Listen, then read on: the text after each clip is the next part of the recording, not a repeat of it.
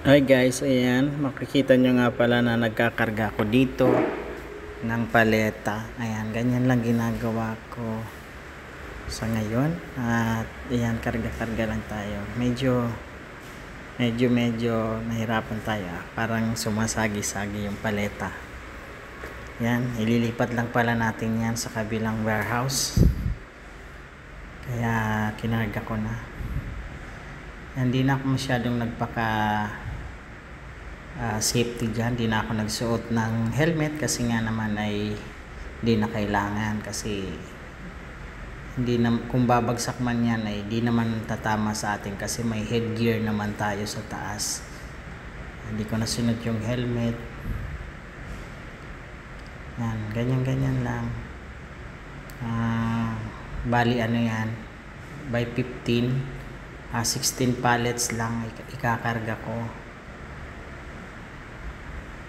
16 pallet position lang ang ikakarga ko dyan.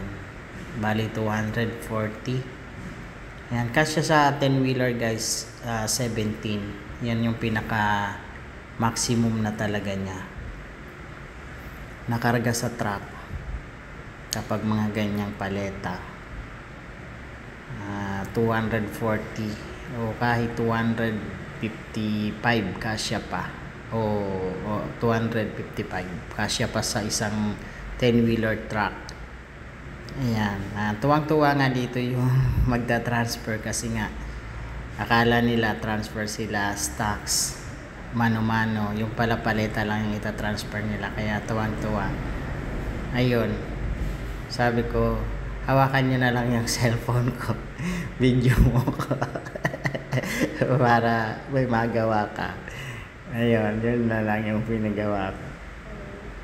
Ayan, di nakapag-video ko dito. Ayan, di ba? Ayahay, dalawa pa pahinante. Di ba? Dalawa pahinante pero yan, wala pala silang gagawin, di ba? Hindi naka-jackpot siya.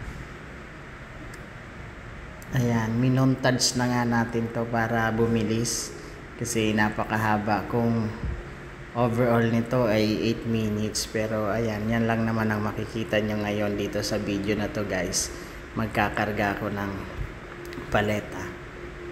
Ayan, ganyan lang, no.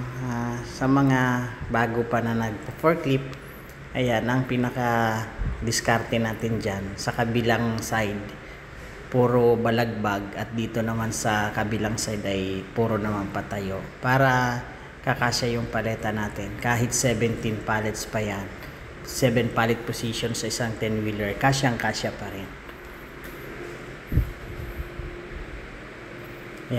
Yan lang. Kinausap nga ako dito ng driver kaya medyo nagbagal ako. Ayun, sabi nila baka mayroon pa daw silang load. Sabi ko meron kayong pangarga pagdating nyo sa kabilang warehouse, magkakarga kayo doon. Ayun, yan lang guys. Kumusta kayo? Ayan, God bless sa panonood ng aking video.